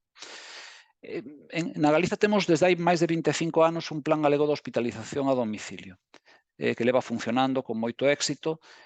Nos últimos tempos demos un paso máis, orientados precisamente a traballar coas persoas inmovilizadas, coas persoas, moitas delas do estrato 3 da pirámide, creamos equipos de atención domiciliar especificamente rurais e especificamente enfermeiros, que fan unha valoración integral do paciente. Naqueles casos onde é preciso, pois coordínanse co centro de saúde de cuidados primarios correspondente para facer a mellor asistencia domiciliar neste caso. E podería seguir, non vou a continuar, simplemente creo que todos os procesos deben ser avaliados. Nos estamos aplicando a avaliación e voulles dar un simple exemplo. A avaliación dos resultados acadados co proceso de estratificación influe na remuneración dos nosos profesionais. Nós temos unha componente variável na remuneración dos profesionais, tanto da atención primaria como dos cuidados hospitalares, que os resultados acadados nesa avaliación da que falábamos, pois ten un impacto na retribución que perciben. Certamente é unha cantidade pequena, estamos a falar do 5% da retribución, pero é un sistema de estimulación e para orientar, lóxicamente, os obxectivos da organización cos obxectivos que deben marcar o funcionamento dos profesionais e dos servizos. E finalizo, remato. Cal é o próximo desde o meu punto de vista? Bueno, nós estamos moi centrados na atención centrada no paciente, non exclusivamente na coordinación e na integración dos cuidados, senón en todos os demais aspectos da pirámide. Curiosamente, hoxe vai de pirámides, da pirámide de Picard, desde o acceso ao cuidado, pasando polo soporte emocional, o respeto ás preferencias dos pacientes ou a incorporación da información, da educación ou o involucramento das familias e dos familiares. Creemos que isto é un proceso complexo. Este é un proceso que require un cambio cultural nas organizações. Non é algo que poidamos facer dun día para outro. Eu creo que unha das aprendizaxes que lle podo trasladar a todos vocês é o feito de que temos que tomalo con calma. Isto non vai ser un cambio radical de un día para outro. É un proceso complexo, pero é un proceso satisfactorio. Xa saben vostedes que todos nós queremos mudanzas, mas a veces ninguén quere mudar. E, por tanto, vamos a toparnos con certas reticencias. Nós atopámolas. Pero a través de procurar acordos, a través de construir equipas, a través de definir lideranzas sólidas, pois creemos que estamos no camiño e creemos que os resultados nos dan a razón. E, ademais, eu creo que temos un aliado inmediato que vai seguramente mellorar moitos dos nosos procesos e moito do coñecemento que podemos extraer dos nosos dados e que de momento ata agora non era posible. Para mí, o meu xuicio vai a ser unha moi importante axuda. E finalizo, remato co que eu creo que é, desde a experiencia, o máis importante que podo dicirlles a todos vocês. É que non é outra cousa que a dirección é moito máis importante que a velocidade. A dirección é moito máis importante que a velocidade. Pola miña parte, máis nada, moito obrigado e quedo á disposición. Muito obrigada, Dr. Félix. Doutora Adelaide Bell, tenho que pedir imensa desculpa porque eu fui uma péssima moderadora, porque não fui chamando a atenção dos nossos palestrantes do tempo, sendo que agora são 17h48. Portanto, eu se calhar, se me permitissem, nós temos aqui algumas questões que foram colocadas ao longo das apresentações e que seriam depois respondidas mais tarde, até porque grande parte delas são dirigidas à CSS, à doutora Vanessa, e se calhar, doutora Adelaide, eu permitia passar-lhe a palavra, agradecer o convite e de facto dizer que a direção é que é importante.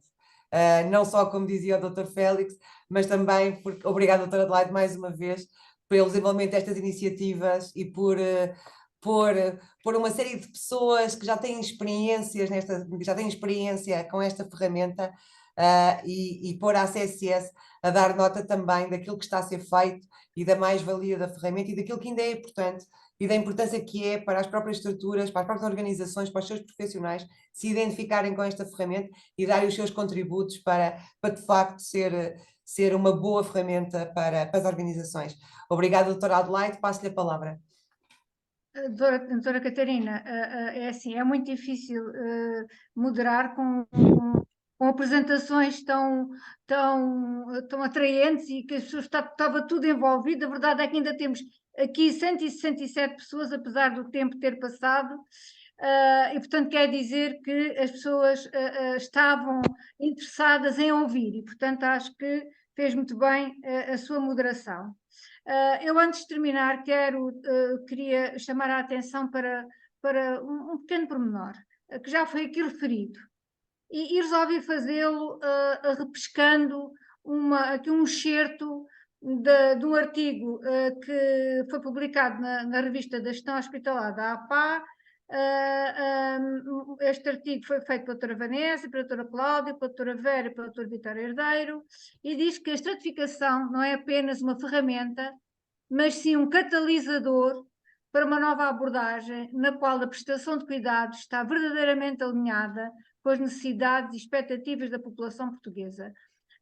O que nós, para a FIC, defendemos e alinhamos, fazemos nossas estas palavras, e essa é a razão porque tivemos aqui hoje, penso que nós e todos os outros que aqui tiveram connosco, e vós também, e é a razão também porque vamos continuar a fazer esta série de webinars, agora tentando focar em quais são os modelos de cuidados mais adequados. Miguel, queres passar, se faz favor? Em quais são os modelos de cuidados mais adequados para as determinadas, para os resultados que temos da estratificação.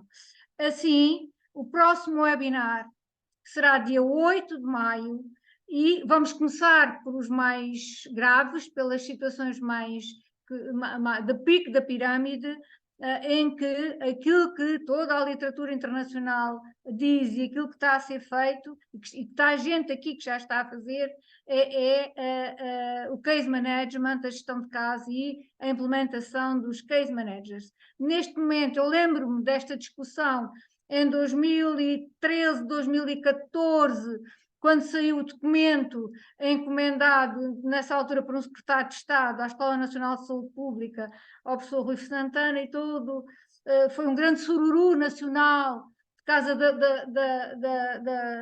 do conceito de gestor de caso. Hoje em dia, toda a gente quer implementar a gestão de caso e gestores de caso, a estar na altura de revermos o conceito, dele ser de novo revisitado e embora não seja um conceito homogéneo, mas que deva ser revisitado e de falarmos conceptualmente sobre a gestão de caso e os gestores de caso, mas também apresentar experiências que já estão no terreno. E para isso convidamos a todos a juntarem-se a nós no dia 8 de maio. Muito obrigada. Acho que foi mais uma excelente tarde, apesar do sol que a doutora Catarina falou, e bem, então aqui no Alentejo, no Hirto Ensinos, está bom para ir para a praia, mas tivemos sempre muita gente connosco, porque a assistência estava desejosa de vos ouvir e ficou agarrada às vossas comunicações. Muito obrigada mais uma vez a todos. Perguntam-me, numa das várias perguntas, se podemos partilhar as apresentações. Eu vou mandar-vos um mail a pedir-vos essa autorização e partilharemos as apresentações caso as disponibilizem, assim as pessoas, muitas das perguntas que ali estão ficam respondidas. Muito obrigada. E até uma próxima a todos. Obrigada. Obrigada. Obrigada. Obrigada. Ricardo, obrigada.